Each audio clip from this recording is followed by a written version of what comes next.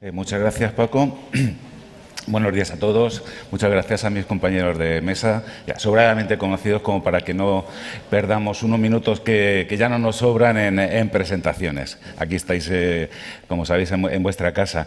Bueno, estamos en prime time absoluto. La última mesa del mejor encuentro, por ahora, de Ametic en 34 años. Y no es casualidad que traigamos precisamente a este momento estelar dos temas como son la innovación y el crecimiento empresarial, que están, vamos, en el tuétano del mensaje de Ametic, con otros conceptos asociados como son la componente industrial, la digitalización, lógicamente, y la sostenibilidad. Empezando por la innovación, bueno, algunos, como recordaba el director general de Ametic, efectivamente estamos empeñados y con Marín compartimos empeño frecuentemente en situar la innovación en la agenda del país, porque nos parece que es algo crucial. Y a veces pienso que lo malo es que siempre hablamos de esto los que ya estamos convencidos. Entonces es difícil que en eso discutamos mucho. A lo mejor podemos discutir de cómo hacer las cosas, pero no probablemente en las tesis de fondo. Pero en la sociedad, ahí fuera, pensamos que la innovación no tiene actualmente el lugar que merece en la sociedad española. Y es así desde hace mucho tiempo. Sencillamente porque hay mucha gente que no entiende que la innovación está en la base de la solución de sus problemas. Actualmente tenemos uno muy claro delante, que es el problema de la pandemia. Bueno, en otras épocas lo mejor que se les ocurría para combatirla, aparte de encerrarse, era quemar brujas. Aquí, afortunadamente, tenemos la esperanza de tener pronto una vacuna. Y para muchas empresas, bueno, el camino a la innovación es lo que explica que puedan pagar a sus empleados unos salarios más altos. Es decir, esto no es un tema de los laboratorios de investigación, es un tema que realmente apela a todas y cada una de las empresas y personas españolas, porque esto va también de formación.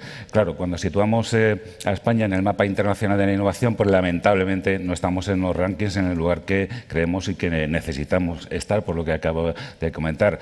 Es inevitable apelar a esos tópicos, ¿no?, del nivel de financiación insuficiente de la I+D, con ese 1,2% que básicamente nos sitúa prácticamente en la mitad de los niveles que deberíamos tener para converger con la media europea. Y fue una parte del mensaje estructural de Ametic, como lo repite nuestro presidente, bueno, nuestra reclamación. Y aquí sí reclamamos a las instituciones que ese nivel de inversión aumente para conseguir ese objetivo de convergencia, que en el fondo no es una cuestión de arranques, es, como digo, un tema de conseguir la competitividad de la economía que necesitamos.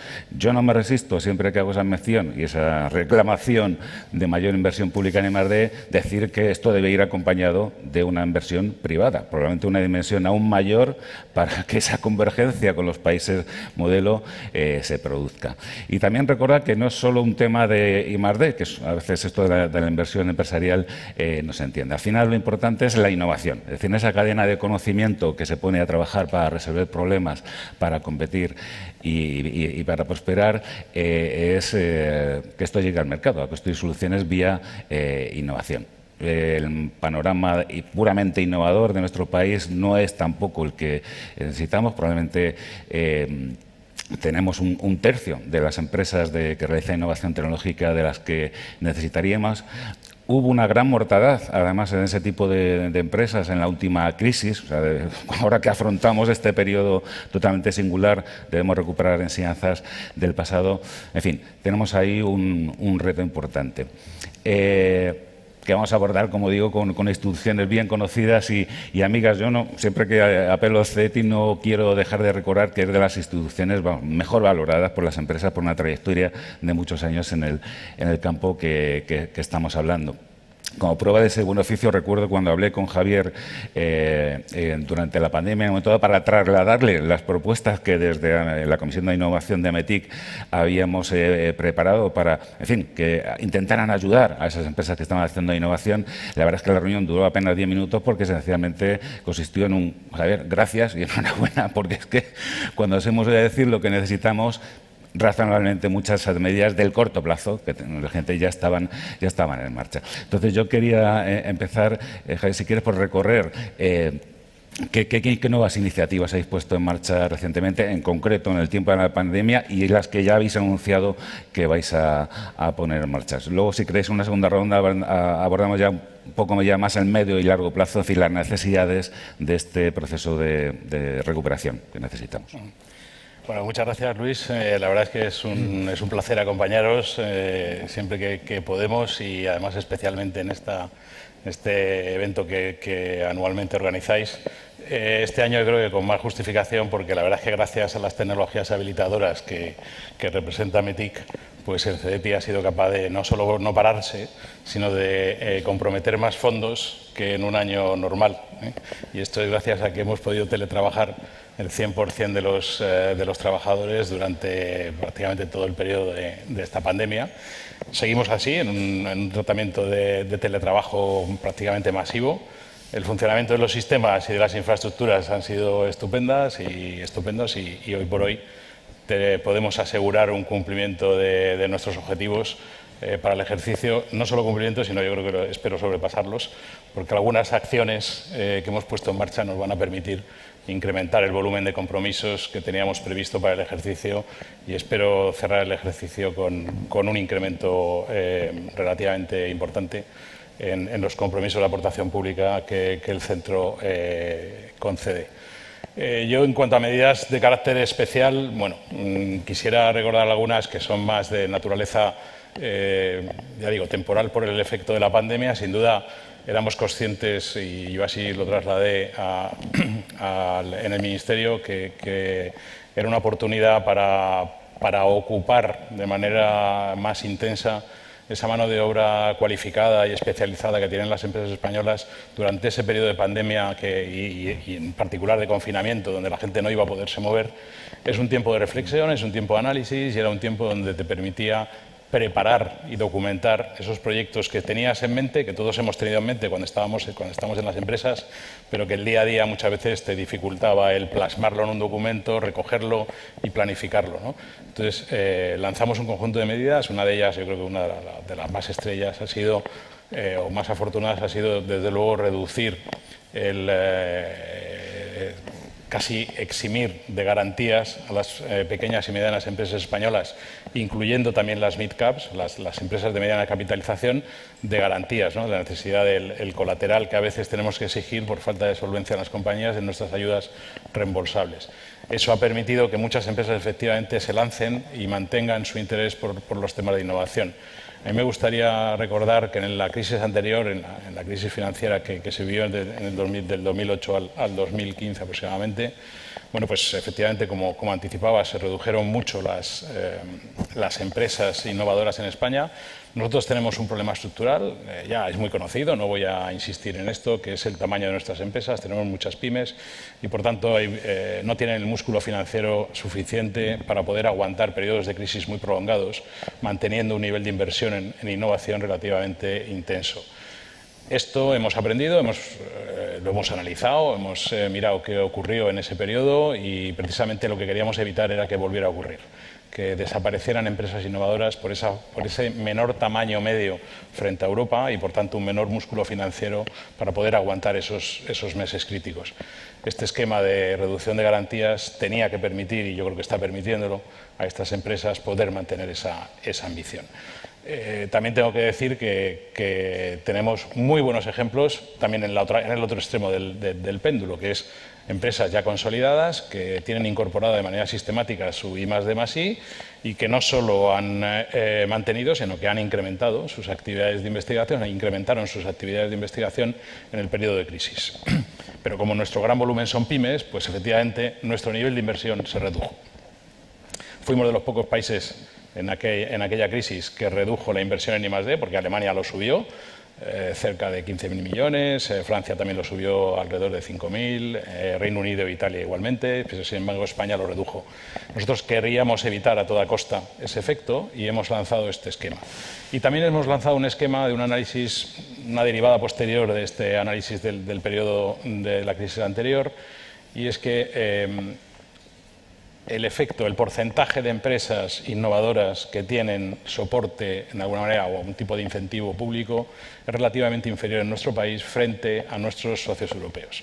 Nosotros tenemos, el análisis nos demuestra que el porcentaje español está en el 5,4%, Alemania está en el 7 y pico por ciento de sus empresas innovadoras reciben algún tipo de apoyo, Italia está un poquito por encima y Francia ya se va prácticamente a un 12-14%. En el ranking mayor estarían Noruega y Finlandia, que mantienen un porcentaje muy alto de sus empresas innovadoras con soporte o algún tipo de iniciativa o ayuda pública.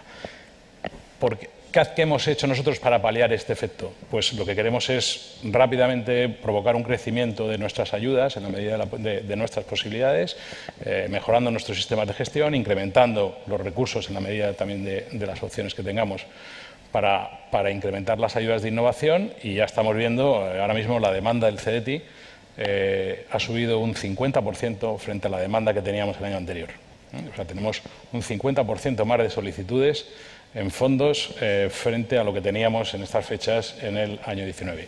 Y todo ha sido a raíz de estas medidas temporales que hemos puesto en marcha, hemos mejorado nuestras ayudas a la innovación y lo hemos extendido a todo el territorio, que es un tipo de ayuda que permite el desarrollo de incorporación de nuevos activos novedosos, la incorporación de tecnologías de la información y comunicaciones suficientemente avanzadas, etcétera. Y también, por concluir, en cuanto a las medidas temporales, además de una convocatoria específica para resolver a través de la I+D y facilitar la capacitación industrial de las empresas españolas en productos vinculados con la pandemia, que puedan paliar la pandemia. Esto lo hemos hecho además de manera súper rápida. Hemos tardado menos de 2 meses en resolver la convocatoria, en abrirla y resolverla. Es verdad que a través de un procedimiento especial por el que se le habilitó al centro. Y hemos concedido a las empresas prórrogas para las devoluciones de la parte reembolsable de nuestras ayudas, para efectivamente no forzar mucho los niveles de tesorería en las compañías. Evidentemente, Javier, habéis hecho de alguna manera innovación en estos instrumentos de la política de innovación. Luego volveremos en la siguiente ronda a apuntarnos ya a instrumentos adecuados para el futuro. Habéis hecho ya alguna incursión en instrumentos totalmente nuevos. José, al final, claro, lo importante de todo esto es el impacto de las empresas. Vosotros, ENISA, está metida en el centro, ¿no?, financiero de muchas empresas en su trayectoria de emprendimiento, de crecimiento. ¿Cómo estáis viendo la situación de la crisis desde este punto de vista? Bueno, pues buenos días, Luis Fernando, y a todos. Muchas gracias por invitarnos una vez más a ENISA a este encuentro, y enhorabuena, ¿no?, por la organización. La verdad es que cada año vais a más y es un encuentro de referencia absoluto, ¿no?, en todo esto. Y encantado también de compartir mesa con Javier y con Paco. Compartimos además mucho trabajo y muchos planteamientos, ¿no? Evidentemente la crisis impacta en las empresas. Como dices, Luis Fernando, ENISA financia actualmente, tenemos 2.400 casi préstamos vivos, por lo tanto pues nos encontramos con un impacto directo, ¿no? En su momento, en marzo, lo primero que hicimos en ese momento fue solicitar a nuestro Ministerio de Tutela, a la Secretaría General de Industria y PYME, una instrucción para renegociar en mejores condiciones estos préstamos, ¿no? Era una medida de urgencia, una especie de torniquete que era muy importante aplicar. Y bueno, pues así lo hicimos. A la fecha de hoy nos lo han solicitado 710 empresas a las que hemos dado respuesta con una renegociación más flexible. Y hemos estudiado un poco el perfil de esas empresas. Nos parecía interesante, ¿no? Investigar un poquito más, a ver qué pasaba, en línea también con lo que dice Javier, ¿no?, de cómo es nuestro tejido PYME. Nosotros somos instrumento PYME. No vamos a la gran empresa, pero bueno, la PYME, ha explicado muy bien Javier que hay mucha, ¿no?, y lo sabemos todos, ¿no? Entonces, bueno, de esas 710 estudiamos 600 concretamente. Nos dimos cuenta, en primer lugar, que, por ejemplo, bueno, evidentemente lo que más les había impactado al 70% era el volumen de ventas. También habían tenido que, incluso un 46%, habían tenido que cerrar la actividad, no podían seguir trabajando como tal, aunque luego la recuperaron de alguna manera, pero quiero decir, su actividad, su operación como tal se bloqueó completamente, ¿no? pero temas interesantes que a nosotros nos parece que merece la pena un poco contar, ¿no? En primer lugar, esto tiene una diferencia de sectores evidente, ¿no? No tanto de sectores clásicos, que yo creo que estamos todos de acuerdo en que ya no sabemos muy bien si se puede hablar de sectores clásicos, pero sí de actividades, ¿no? Hay actividades que están relacionadas con nuevos modelos de vida, con digitalización, con sostenibilidad, con todo lo que son los grandes drivers, ¿no? Los motores de cambio de nuestra sociedad, que tienen empresas muy innovadoras que han seguido funcionando, que incluso han ido a más, ¿no? Y sectores tradicionales, pues que evidentemente hemos visto cómo se quedaban atrás. En alguna ocasión, en alguna entrevista, yo comentaba que teníamos una clase a 2 velocidades, ¿no? Un poco en línea con lo que decía Javier. Unas empresas muy innovadoras a las que tenemos que seguir dando combustible, no contaminante, obviamente, pero seguir dándoles combustible para que sigan avanzando, porque tienen que arrastrarnos a la salida de la crisis, ¿no? Sin embargo, tenemos otras que no podemos dejar atrás, porque si no el modelo no va a funcionar. Por lo tanto, esta crisis yo creo que tiene 3 características que la hacen diferente a otras. En primer lugar, es coyuntural, no es una crisis estructural como la de 2008. En segundo lugar, es muy asimétrica, se ve mucho la diferencia entre unas empresas, unas actividades y otras. Y en tercer lugar, yo creo que tiene un elemento fundamental y que hay que recordar, que es el papel que juega Europa, francamente, ¿no? El hecho de que Europa se haya involucrado, de que haya comunalizado su deuda, y también yo creo que hay que poner en valor el esfuerzo del Gobierno para conseguirlo, nos da una oportunidad que habéis expresado muy bien vosotros en vuestro claim de este año, el ahora o nunca, para aprovecharla, ¿no? Además, por ejemplo, veíamos también, en línea con este pequeño tamaño, un dato curioso, que es que las empresas que nos solicitaban renegociación, las que peor estaban, eran empresas con más de 3 años. Esto yo creo que es interesante estudiarlo, porque ¿qué significa? Que la empresa que en 2 años, microempresa y pyme, que en 2 años no ha alcanzado un cierto volumen, es la que no puede seguir. Por lo tanto, la que nace tiene que nacer ya con vocación global, con vocación de ambición, ¿no? Es otro tipo de emprendimiento y, en fin, algunas conclusiones que hemos sacado y que quería compartir con vosotros. Muchas gracias, José. Bueno, efectivamente es una crisis muy diferente a las que hemos conocido antes. De cara a las empresas es, ante todo, una crisis, para empezar, de demanda, o sea, clarísima, de paralización de las operaciones. Si se permite la vulgaridad, si te ha tocado, te ha tocado. Es decir, está más en mal sitio. Hay muchas empresas, efectivamente, tradicionales, pero también las hay de alta tecnología. Pienso en, bueno, el impacto que ha tenido, por ejemplo, empresas del sector aeronáutico. Estaban ahí en más sitio. Entonces, efectivamente, la recuperación vendrá del cargo de esa recuperación de la demanda. No sabemos si para un estado igual que el que teníamos o un estado diferente. Paco, tú eres vicepresidente de la Comisión de I+D, así en COE. Vía, digamos, tu papel también en Ametic. Desde el día 1 pilotaste un esfuerzo, de hecho el título lo pusiste tú: ninguna empresa española debe dejar de innovar, ¿no? Ese es el objetivo, los primeros deberes que nos pusimos ahí. Si quieres, cuéntanos a qué conclusiones o qué propuestas llegamos, no mirando en el cortísimo plazo, que no era el objetivo de ese trabajo, sino un poco el tiempo que ya empezamos a afrontar, ¿no? Muchas gracias, Luis Fer. Para mí es, vamos, un placer, la verdad, volver a insistir en estos temas. La verdad es que con estos compañeros de mesa, es decir, lo hemos dicho casi todo, ¿no? Pero no me importa volver a insistir, porque no hemos llegado a la meta. Por lo tanto, antes de contestar a la pregunta que formulas, déjame que haga un primer aserto muy fuerte. Estamos mal en innovación. Y el título de la ponencia es La innovación y el crecimiento empresarial. Y ahí hay que ser, y lo digo con todo el cariño, habiendo estado donde he estado y estando siempre donde estaré, que es en este mundo.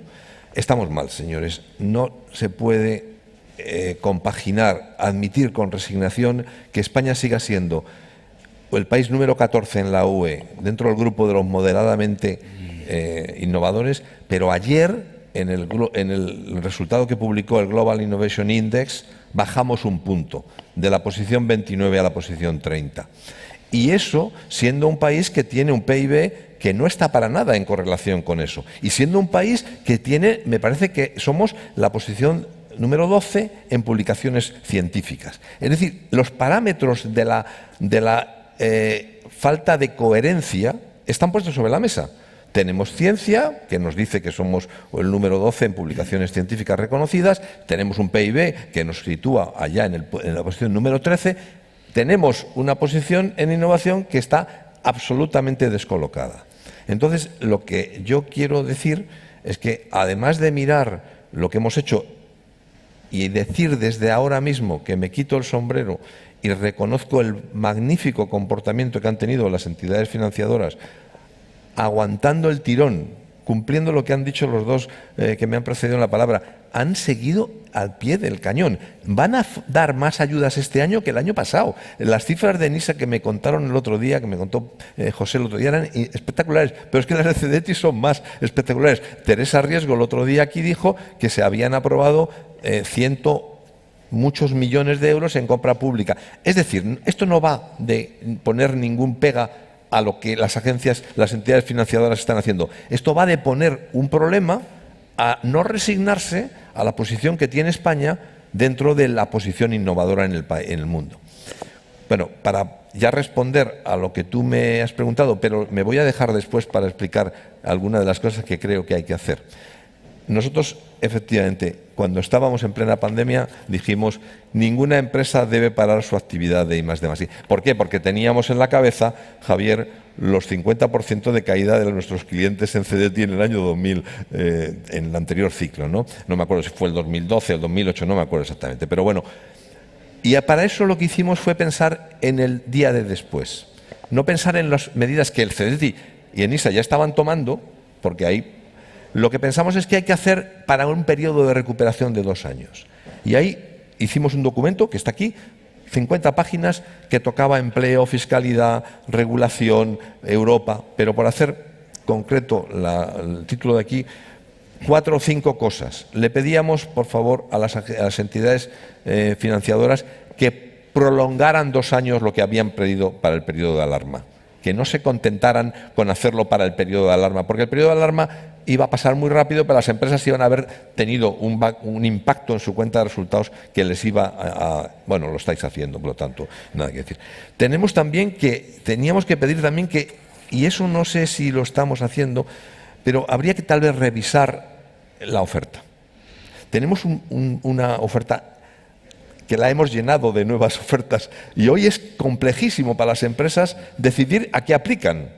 Porque a los instrumentos anteriores hemos puesto instrumentos nuevos para responder, pero a veces se solapan con los instrumentos anteriores y ahí os puedo decir que en la Comisión de I+D+I de COE, que es un maravilloso crisol de opiniones, hay muchas opiniones que dicen, mira, Paco, no sabemos a dónde aplicar porque es difícil elegir bien. Yo creo que es una buena recomendación, de verdad os lo digo, que reviséis si la oferta que tenemos hoy tiene solapamientos o se podría hacer un proceso de limpieza ordenada para poder ser más efectivos. Creo que en estos 2 años que nos vienen del periodo de recuperación hay que resolver algunos de los problemas graves del periodo de la regulación que estaba pendiente. Hay regulaciones pendientes para la innovación española que están siendo barreras para el desarrollo y que convendría realmente revisar. Me quedo en 2. La ley de la función pública del año 15, que la tuvimos encima de la cabeza y sigue siendo una amenaza, y luego la célebre Ley General de Subvenciones, que habría que intentar, aprovechando a lo mejor este proceso de excepcionalidad y de necesidad de actuación, revisar en profundidad.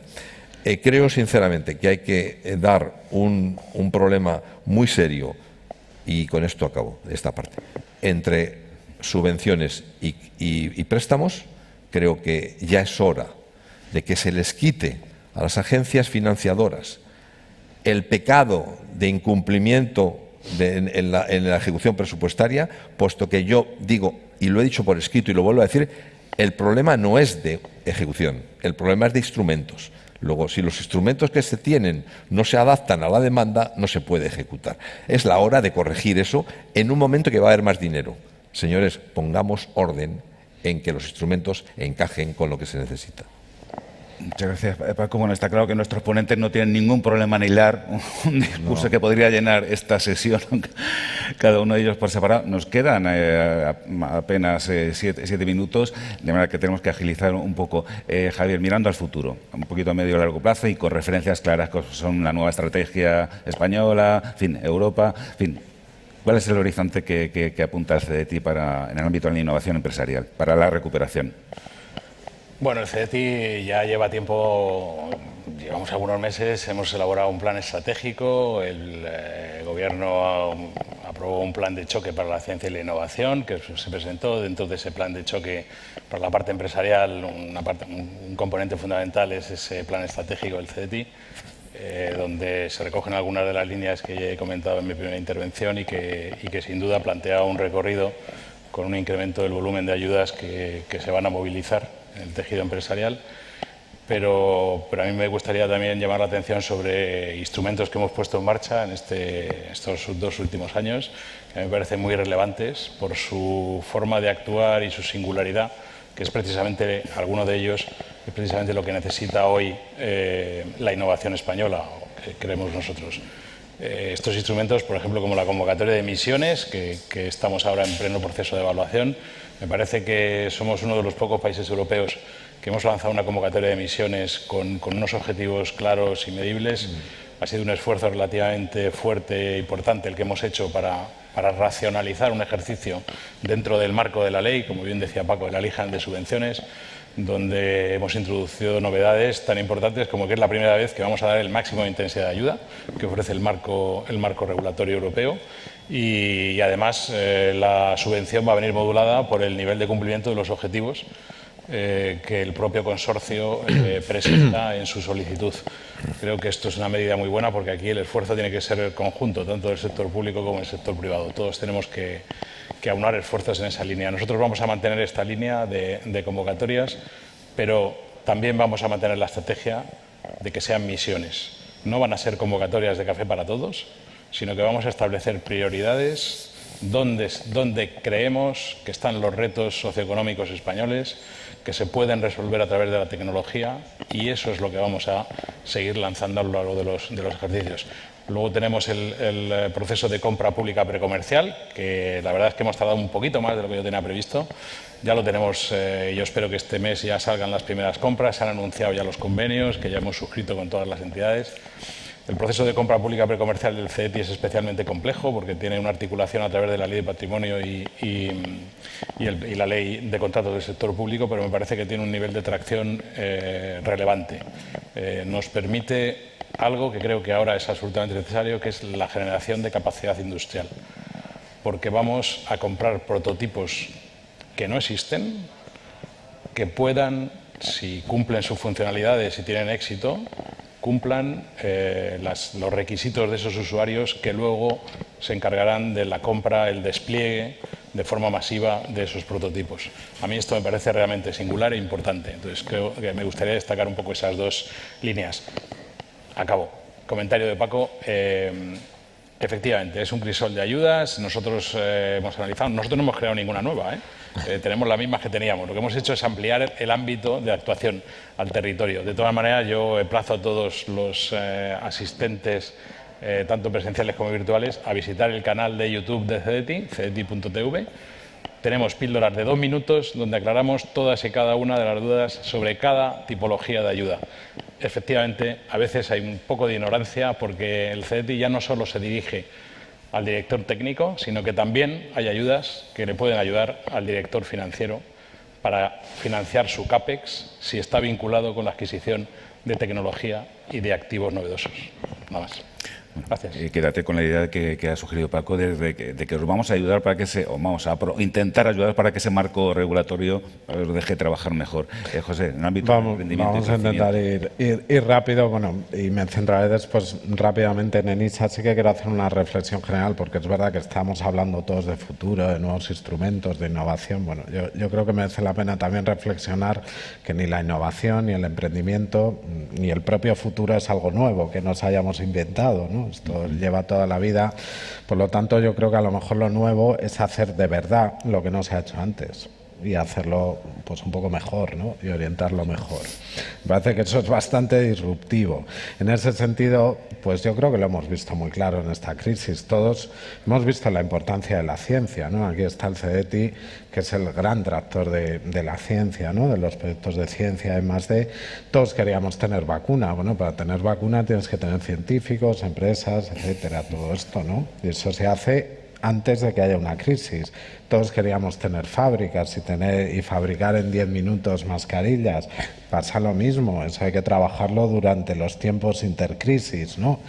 Y todos queríamos tener servicios públicos de calidad, una sanidad que funcionara, incluso un instituto comercial de crédito que cada vez diera más crédito. Bueno, pues eso hay que trabajarlo efectivamente, como ha dicho Paco muy bien, en el día después y en el ahora, ¿no? Por lo tanto, engrasar todo eso, ver modelos de otros países sin caer en la tentación de trasladarlos, porque somos diferentes, pero si uno ve otros países hay dos elementos que siempre están, ¿no? La unión entre el conocimiento y la actividad productiva, universidad, formación profesional y empresa, creo que es un problema que tenemos en nuestro país que no acabamos de resolver, sinceramente. Y luego también la suma de capital público y capital privado.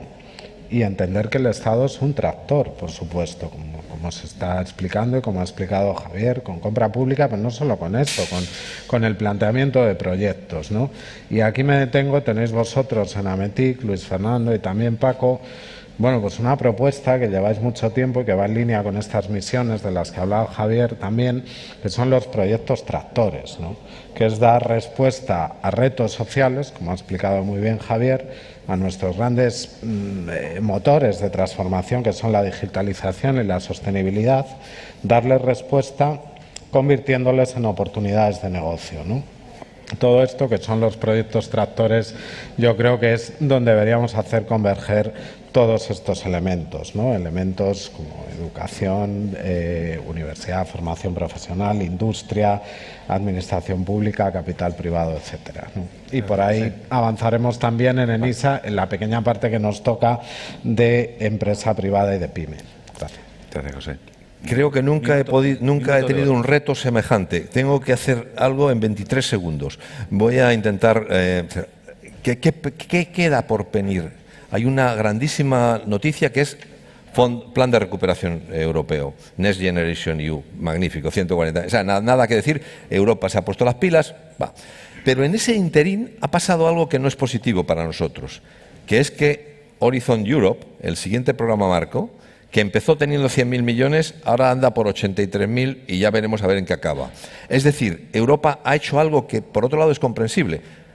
Ha reequilibrado las piezas, pero a nuestra actividad de la I+D+I europea nos ha pegado un pequeño mordisco.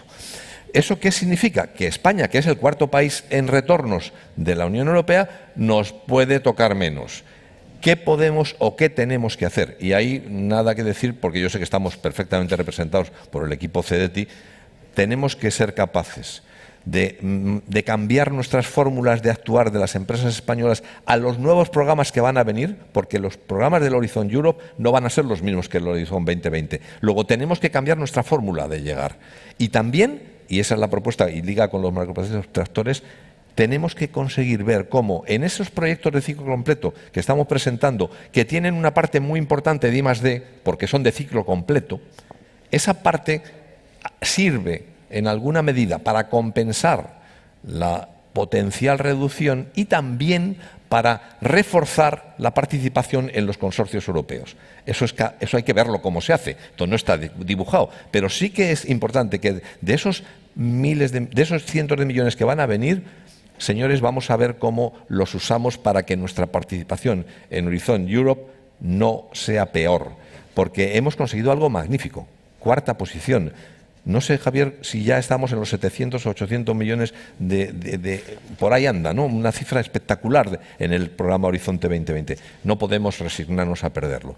Dicho esto, bienvenidos en Next Generation EU, porque es lo mejor que nos ha podido pasar en todo el tiempo. Gracias. Muy bien, muchas gracias, Paco. Bueno, no seremos nosotros los que vamos a esperar a una vicepresidenta cuarta, ministra de nuestro gobierno, de manera que vamos a cerrar esta mesa acerca de la innovación y el crecimiento empresarial, recuperando la idea de que precisamente en esta innovación encontramos las respuestas a esos objetivos de sostenibilidad, que no cabe pensar en términos de sostenibilidad sin la generación y puesta en marcha de nuevo conocimiento. Además, la importancia que hemos resaltado de trabajar de la mano entre las administraciones, el Gobierno y el sector privado. Ametic ha querido estar aquí siempre en primera línea, de manera propositiva, de manera constructiva, y entendemos que esa es pues una parte importante de nuestra misión. Muchas gracias.